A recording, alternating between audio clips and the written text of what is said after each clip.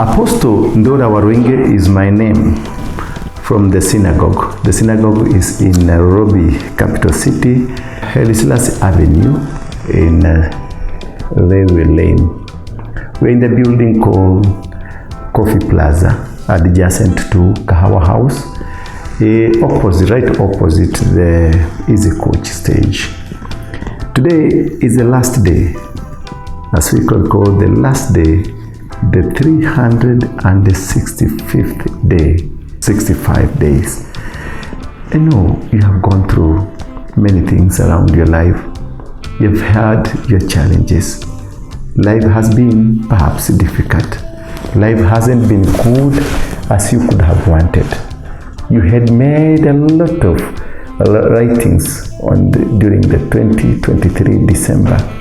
You did a story of what the things you want to do, how you want to do them, and when you want to do them.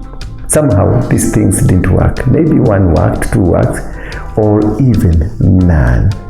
Perhaps you had an intention of getting married.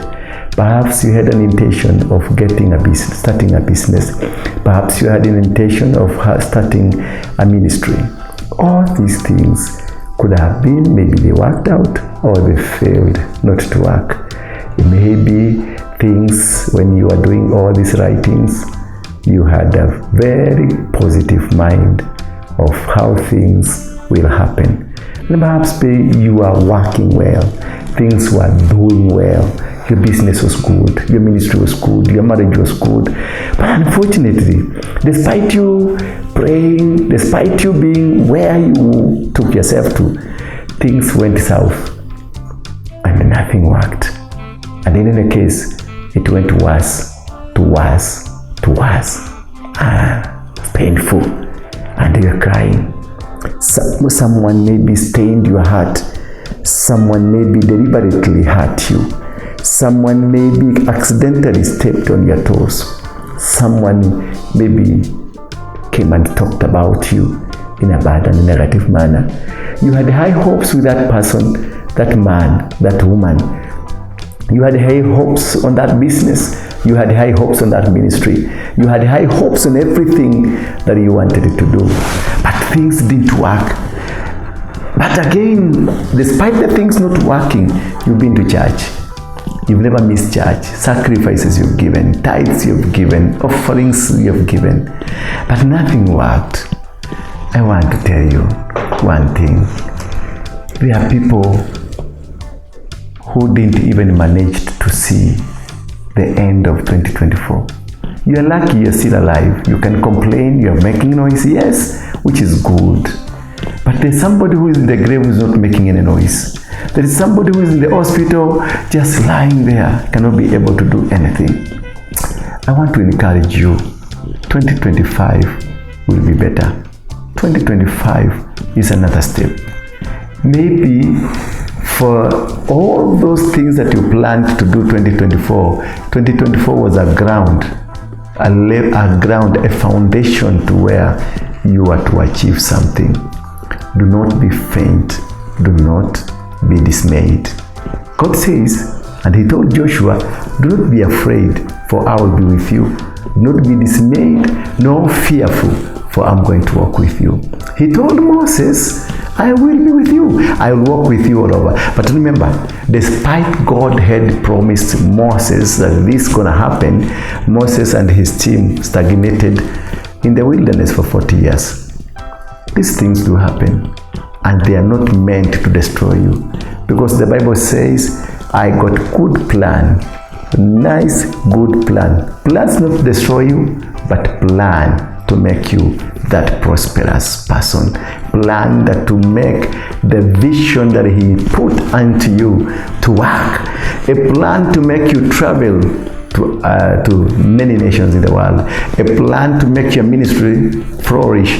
A plan to make your business flourish. A plan to make your marriage work. A plan to make you whatever that you want to do. A plan to make it successful.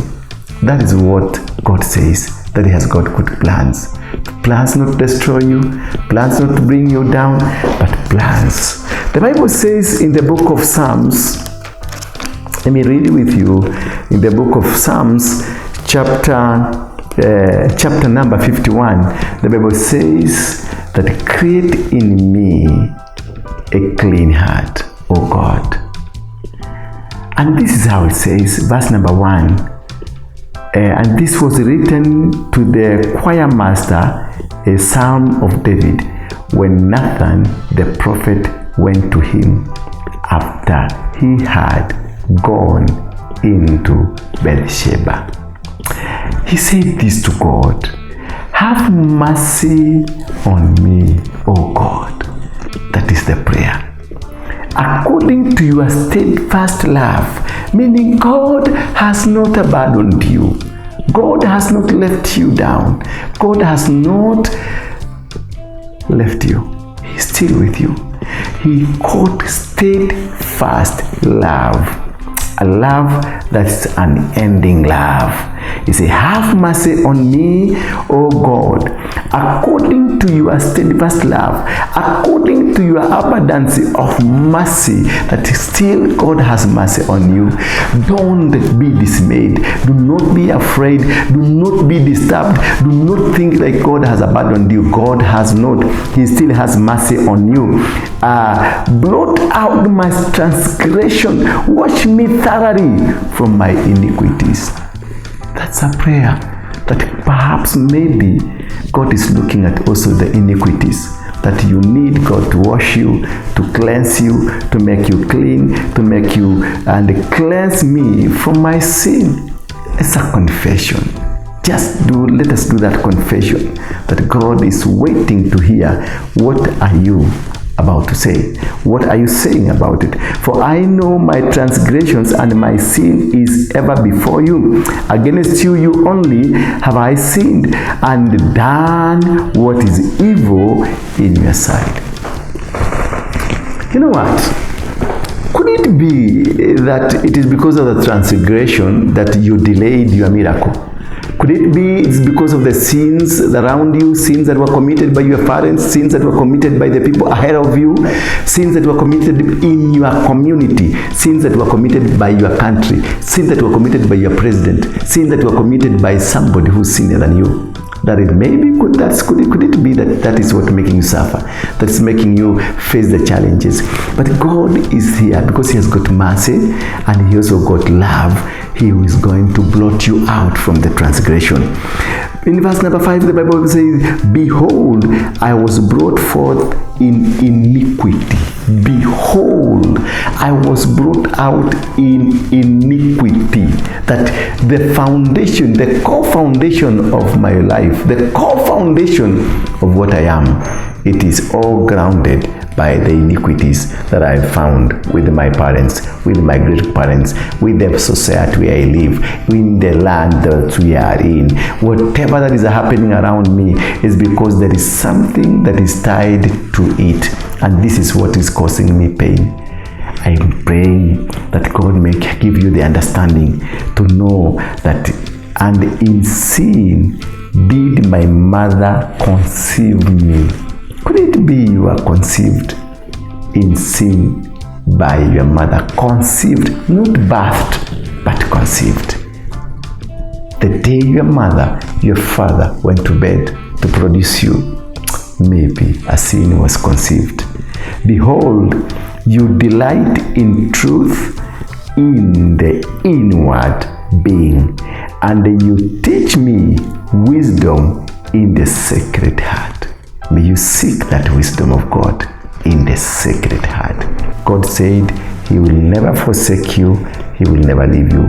Even if you will be in the shadow of death, in the valley of death, you are going still to emerge victorious. The children of Israel were in a turmoil. They faced storms, from one storm to another storm, challenges, difficulties. The kings were against them, the society was against them, the environment was against them.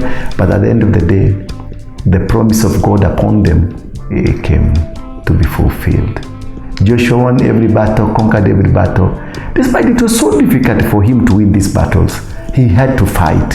He had to conquer territories. He had to destroy territories. And in Jeremiah chapter number 1, verse number 10 says, "See, today I have set you over nations and a kingdom to overthrow, to pluck them down, to destroy, to bring them down, and then to build and to bring up a new foundation." God will walk with you. Despite the difficulties, the challenges, still God has a plan for you. He has a good plan. A plan not to destroy you, a plan to make you a better person, a plan to reinvent you, a plan to make you successful. I wish you prosperous 2025, a year that you are going to conquer all every other foundations, a year that you are going to conquer every difficulty of your life, a year that you are going to conquer limitations, a year that you're going to conquer your stagnations, a year that you are going to come out of the family foundations, evil family foundation, the blood foundations, and the family tree foundation that speaks opposite of you. Wow! 2025 is a year that has and will have turmoils. A year that will have challenges like any other. We have never had a year that has always been so free from anything that we think of. For us to become strong, for us to win every battle, for us to conquer many things that have been happening in our life, we have to pass through tests. We have to pass through challenges. As a country, we shall face the turmoil, but the turmoil is not meant to destroy us. Is meant to make us better. We shall face challenges of life. We shall lose, we shall gain, because God has a good plan for us. And that's why I'm saying this, that 2025 is a year to watch, a year to seek God, a year to be closer to God, a year to really worship God. This is the year of revival.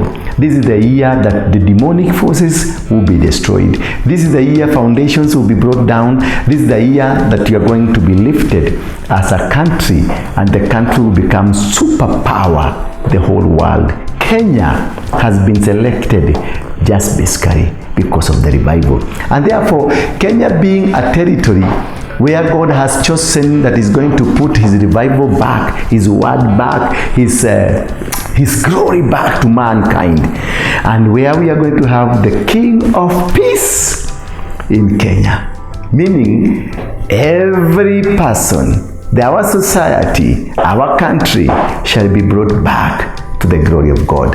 That Kenya will make the whole world, Kenya will make God be happy and be proud of whatever that God has put in us. This is a time that challenges the people, the wrong leaders, the business leaders, the wrong politicians, the wrong people in the society. God is going to cut them off and build a society where trust, confidence, love, and mercy will be the key. May God bless you as you get into this wonderful 2025, a year that will leave a mark to the entire world because of Kenya. Kenya bless you. Kenya love you. This is the flag. Kenya bless you again. Kenya love you. Kenya, you shall win every battle. Kenya, you shall conquer them that they wanted to destroy you. Kenya, you shall win every battle against you. Kenya, you shall be able to swallow up all those that are against you. Kenya, you shall put to shame those that wanted to ban you. Kenya, you are going to stand. Kenya, you are going to win. Kenya, you will be free in Jesus' name.